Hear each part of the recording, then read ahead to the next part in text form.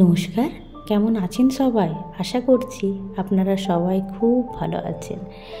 আজকের ব্লগটা একটা সুন্দর রবিবার জুড়ে সারাদিন কিভাবে রবিবারটা কাটালাম সেটাই আপনাদের সঙ্গে ভাগ করে নিয়ে চলুন। সঙ্গে থাকুন, দেখতে থাকুন। রবিবারটা তো থাকে সুন্দর আনন্দ করে কাটানোর দিন, আবার দেখবেন সব দিনের থেকে কাজটাও থাকে বেশি। তবে আজকে আমার সকালবেলাটা সাদামাটা হলেও বিকেলবেলাটা খুব আনন্দে কাটিয়েছি।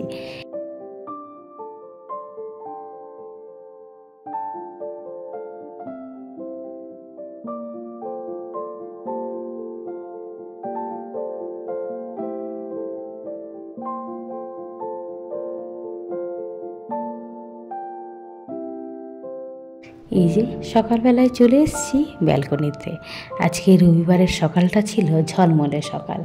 মনটা একেবারে ভালো হয়ে গেল, কারণ এখানে প্রায় দিন সকালবেলাটা থাকে মেঘলা, আবার খানিকক্ষণ পরে রৌদ্র বেরিয়ে আসে। তবে এখানের ওয়েদার তো প্রেডিক্ট করা যায় না, কখনো মেঘলা আবার কখনো রৌদ্র। এই যে আমি চলে এসেছি দুপুরের প্রস্তুতিতে। তবে আজকে এখন আমি প্রথমেই ভাতটা বসিয়ে নিচ্ছি। আজকে রবিবার একদম আমি সাদামাটা রান্না করছি, কোনো মাছ মাংস ডিম আমি রান্না করছি না। আজকে ভাবলাম সকালবেলাটা একটু সাদামাটাই খাই, কারণ বিকেলবেলা তো বেড়াতে যাব, সেখানে তো খাওয়া দাওয়া রয়েছে। তাই এই যে আমি ভাতটা বসিয়ে নিচ্ছি। একদিকে আমি ভাত বসিয়ে দিয়েছি, আরেকদিকে আমি ডালটা একটু ভিজিয়ে দিয়েছি। ডালটা ভিজিয়ে দিলে দেখি ডালটা বেশ ভালো হয়। আর আজকে জানেন ঝিঙের আমি পোস্ত বা অন্য কিছু করছি না, আজকে আমি করছি ঝিঙে বাটা বা ঝিঙের ভর্তা বলতে পারেন। খুব বেশি ভালো করে খোসাটা ছাড়াবো না, অল্প করেই ছাড়াবো, যেন অল্প অল্প থাকে। আর আজকে আমি করছি ঝিঙের ভর্তা বা ঝিঙে বাটা বলতে পারেন, সেটাই করবো।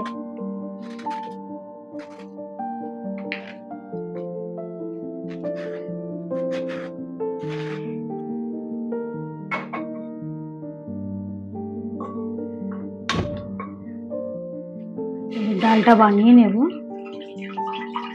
তার জন্য জলটা ঢেলে দিচ্ছি। এটা আমি ভিজিয়ে রেখেছিলাম, মুগ আর মুসুরির ডাল। এই যে একটু ভিজিয়ে রাখলে দেখি ডালটা খুব ভালো হয়।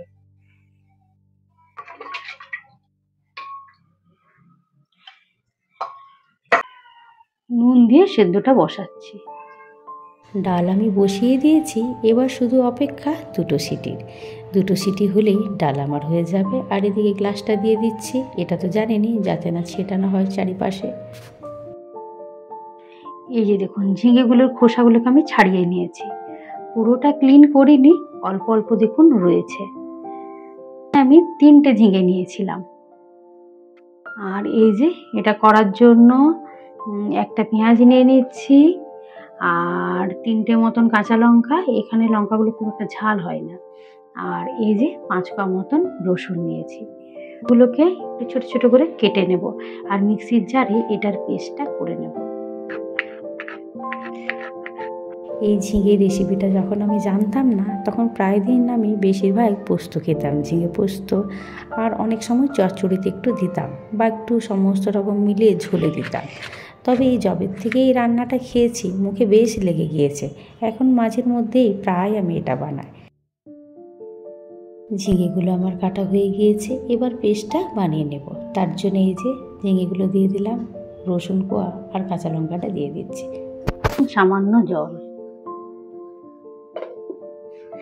হয়ে গিয়েছে। ঝিঙের পেস্ট করা হয়ে গিয়েছে, এবার সেদ্ধ ডালটা আমি ফোড়ন দিয়ে দিচ্ছি।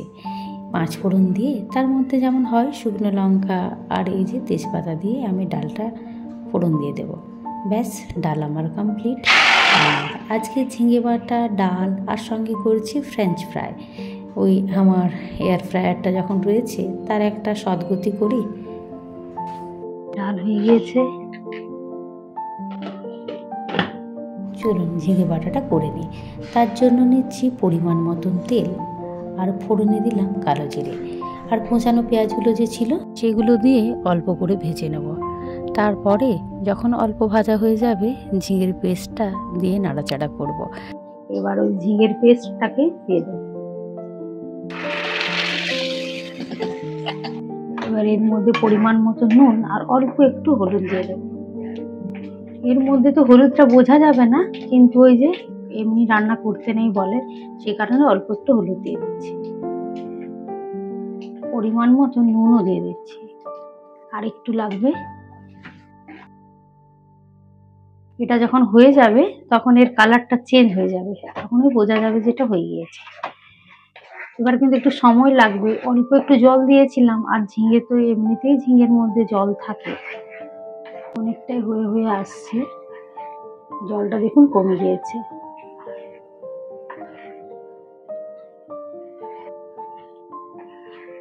হয়ে গিয়েছে, এবার এটা বন্ধ করে দেবো। আর গরম কড়াইটাতে যেটুকুন আছে ওটা টেনে যাবে জলটা, অনেকটা দেখুন জলটা টেনে গিয়েছে। বন্ধ করে দিচ্ছি। জলটা ঝরিয়ে নিয়েছি।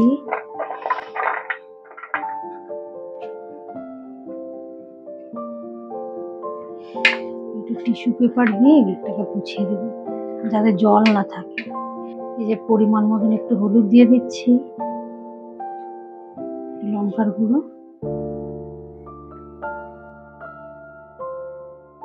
এবার পরিমাণ মতো নুন দিয়ে দিচ্ছি, আর একটু গোলমরিচের গুঁড়ো ওপর থেকে দিয়ে দিচ্ছি।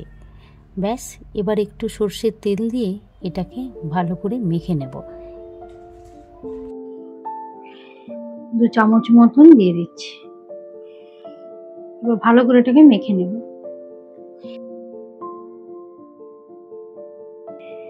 এই যে দেখুন মাখা আমার হয়ে গিয়েছে। এয়ার ফ্রায়ারে দেওয়ার মতন কিছু নেই, এই একটা বাড়িতে ছিল সিলভার ফয়েল পেপারের, এটার মধ্যে করব, দেখি হয় নাকি। যে একটাতে হলো না, দুটো ব্যবহার করলাম। এবার এটাকে প্রিহিটের জন্য দিয়ে দেব। টেম্পারেচারটা 180-তে সেট করি। প্রিহিটের জন্য এখন 2 মিনিট দিই। প্রিহিট আমার হয়ে গিয়েছে।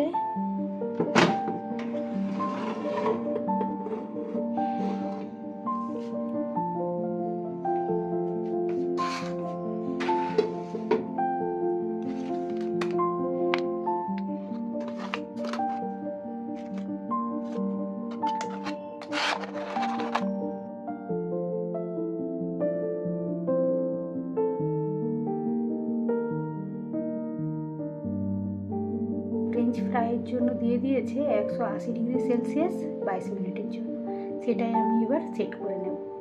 180°তে আমি দিয়ে দিয়েছি, আর এবার এটাকে 22 মিনিটের জন্য সেট করে নেব।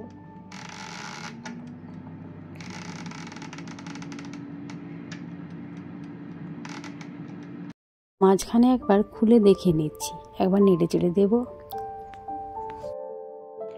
পাল্টে নিয়েছি, হয়ে গিয়েছে। চলুন এবার সার্ভ করে নিই। খেয়ে দেখলাম জানেন বেশ ভালোই ক্রাঞ্চি হয়েছে। এই যে আমরা নিয়ে নিয়েছি, ওই বললাম না আজকে সাদামাটা রান্না হয়েছে, ভাত, ঝিঙে বাটা, ফ্রেঞ্চ ফ্রাই আর ডাল। এখন আজকে রবিবার, এই 4:10 মতন বাজে। আমরা এখন যাচ্ছি ব্যাঙ্গালোরের একটা বড় মল অফ এশিয়া। তো সঙ্গে চলুন আপনারাও। এই যে আমরা এখন হাঁটতে হাঁটতে যাচ্ছি। আমরা হেঁটে বড় রাস্তা পর্যন্ত যাচ্ছি। ওইখানে ওরা আসবে, ওদের নিজস্ব গাড়ি রয়েছে। ওরা বলছিল যে তোমাদের বাড়ির থেকেই তুলে নেব। আমরা বললাম আর বাড়ির ওইখানে ঢোকার দরকার নেই, দেরি হয়ে যাবে, এখানে ট্রাফিক প্রচণ্ড থাকে, তাই বললাম বড় রাস্তার থেকেই চেপে যাব। এই যে আমরা এবার এখানে দাঁড়িয়ে রয়েছি। রাতের সকালবেলায় দেখালাম ঝলমলে একটা সকাল, এখন দেখুন একটু মেঘলা হয়ে গিয়েছে। খুব বেশি বাজেনি, ওই 4:30 মতন কি 4:15 মতন বাজছে। আর ওই দেখুন ওরাও চলে এসছে, এই যে অরেঞ্জ কালারের গাড়িটা। তবে ওরা ভিডিওতে আসার জন্য খুব একটা কমফর্টেবল নয়, তাই আমিও আর জোরজার করিনি, এই যে গাড়িতে উঠে পড়েছি। তবে জানেন এই মেঘলা ওয়েদারটা ভীষণ ভালো লাগছে, অদ্ভুত একটা অনুভূতি হচ্ছে, যেন মনে হচ্ছে অনেকটা দূরে বেড়াতে যায়। অসম্ভব সুন্দর লাগছে আজকের দৃশ্য। এমন সুন্দর রাস্তা ছবির আঁকার মতন, আর রয়েছে উপরি পাওনা সুন্দর ওয়েদার, দুটো যেন মিলেমিশে একাকার হয়ে গিয়েছে।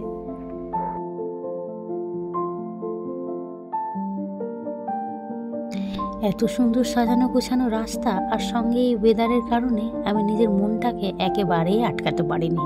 আমি অনেকটা ভিডিও নিয়ে ফেলেছি, জানি হয়তো আপনারা অনেকেই বোর হচ্ছেন, কিন্তু কি করব বলুন তো, আমি অনেকটা নিয়ে ফেলেছিলাম ভিডিও, তাও অনেকটা কাটছাট করে এতটুকুন আমাকে দিতেই হবে, নাহলে আমার মনের শান্তি পাবে না।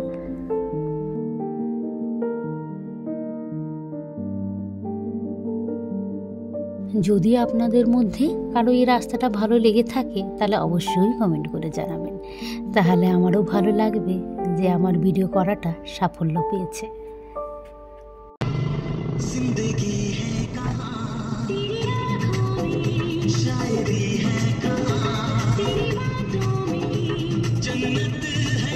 এই রাস্তা দিয়ে যখন যাচ্ছি আর গাড়ির মধ্যে সুন্দর গানগুলো বাজছিল, তবে খানিকটা আমি দিয়েছি, পুরোটা আমি দিতে পারছি না কপিরাইটের সমস্যার জন্য। ভীষণ ভালো লাগছিল। এই দেখুন, আপনাদের সঙ্গে গল্প করতে করতে পৌঁছে গিয়েছি মল অফ এশিয়ায়। এটা বলতে পারেন ব্যাঙ্গালোরের সব থেকে সাজানো গোছানো এবং বড় শপিং মল। এটা আমি আগেও একবার এসছিলাম, আমার মামাতো বোন যখন এসছিল সেই সময়। এটা আমার সেকেন্ড টাইম আসা, আর ওদের তো এটা প্রথমবার আসা। যেহেতু আমরা যেখানে থাকি সেইখান থেকে এটা মনে হয় 20 কিলোমিটার মতন দূরত্ব রয়েছে, আর ব্যাঙ্গালোরের ট্রাফিকের জন্য মানুষ সাহসও পায় না, কারণ অনেকটাই সময় লেগে যায়। তবে আমরা আজকে তাড়াতাড়ি বেরোনোর কারণে ঠিকঠাক পৌঁছে গেছি, মানে ওই বিকেল 4:30 নাগাদ ধরুন আমরা গাড়িতে বসেছিলাম, পৌঁছালাম প্রায় 6টা। আমরা এখন চলে এসেছি মল অফ এশিয়া।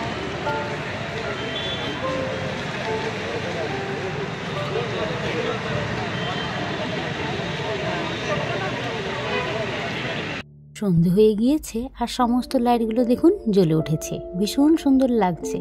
এই মলটা এতটাই সাজানো গোছানো যে বেশিরভাগ মানুষই আসে ফটো তোলা, ভিডিও করা, বেড়ানোর জন্য। কেনাকাটা দেখি জায়গাটা খুব একটা ভিড় থাকে না, কারণ এখানে ম্যাক্সিমাম যে কেনাকাটার আউটলেটগুলো রয়েছে সেগুলো বেশিরভাগই ইন্টারন্যাশনাল ব্র্যান্ড। সে কারণে মানুষ কেনাকাটাটা দেখি খুব একটা করে না, কারণ ওগুলোর যে দাম রয়েছে সেগুলো আকাশ ছোঁয়া দাম বলতে পারেন আমাদের মতন মধ্যবিত্ত মানুষের জন্য। তবে ম্যাক্স, রিলায়েন্স এগুলো রয়েছে ইন্ডিয়ান কয়েকটা আউটলেট, তবে সেগুলোর জন্য তো মানুষ অত দূরে কেনাকাটা করতে যায় না, কারণ আশেপাশে অনেক রয়েছে এই ম্যাক্স, রিলায়েন্স বলুন বা আমাদের ইন্ডিয়ান যে ব্র্যান্ডগুলো রয়েছে তাদের মল। তাই এখানে যারাই যায় বেশিরভাগই দেখি বেড়ানোর জন্য, ফটো তোলা, ভিডিও করা, এ সমস্ত করার জন্য। আর আপনারা তো দেখতেই পাচ্ছেন যে কতটা সাজানো গোছানো রয়েছে। আর এই মলটা এতটাই বড় যে একদিনে হয়তো পুরোটা ঘোরা সম্ভব নয়। গতবারও আমরা যখন এসছিলাম পুরোটা ঘুরতে পারিনি, আর আজকেও জানেন খুব একটা বেশি ঘুরতে পারিনি। একটা ফ্লোরই হয়তো কমপ্লিট করা একটু মুশকিল হয়ে যায়, এতটাই বড় রয়েছে।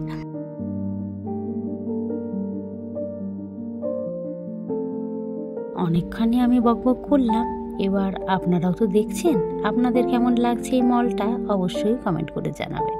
আমার তো ভীষণ ভালো লাগে, আর এরা যে এসছে ওদেরও ভীষণ ভালো লেগেছে। আর সত্যি কথা বলতে জানেন, ব্যাঙ্গালোরে মল ছাড়া বেড়ানোর আর কোনো জায়গা নেই। পার্ক এখানে অনেক কম। যদি আপনার বেড়ানোর ইচ্ছে থাকে, ওই যে রয়েছে লেক সাইডে একটু বেড়াতে যান, সেখানে একটু সবুজ গাছপালা দেখতে পাবেন, নাহলে চারিপাশে বড় বড় বিল্ডিংই দেখতে পাবেন। এই যে এবার আমরাও ঢুকে পড়েছি ম্যাক্সে। এখানে যখন এসেছি কিছু কেনাকাটা না করি তা কী করে হয় বলুন, তবে ইন্টারন্যাশনাল ব্র্যান্ড থেকে নয়, এই যে আমরা ম্যাক্সে ঢুকে পড়েছি।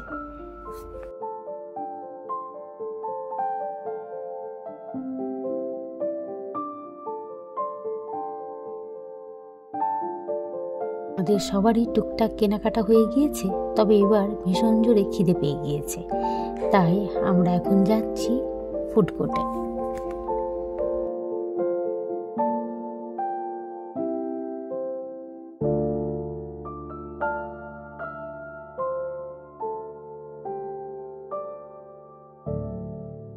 ওটে এক্সকেলেটর দিয়ে উপরে যাচ্ছিলাম আর ভিডিও নিয়েছি। দেখুন ভীষণ সুন্দর লাগছে। আর সব থেকে মনে হচ্ছে ভিড় হয়েছে এই ফুড কোর্টটাতে, কারণ এত বড় বিশাল একটা মলকে ঘুরে নিয়ে সত্যিই প্রচণ্ড জোরে খিদে পেয়ে যাচ্ছে। ভিডিওটা তাহলে আজকে এখানেই শেষ করছি। আর ভিডিওটা কেমন লাগলো অবশ্যই কমেন্টের মাধ্যমে জানাবেন। ভালো লাগলে একটা লাইক করে দেবেন। আর যারা এখনও সাবস্ক্রাইব করেননি, সাবস্ক্রাইব করে আমার পাশে থাকবেন। আপনারা সবাই ভালো থাকবেন, সুস্থ থাকবেন। আবার একটি নতুন ব্লগে দেখা হবে। নমস্কার।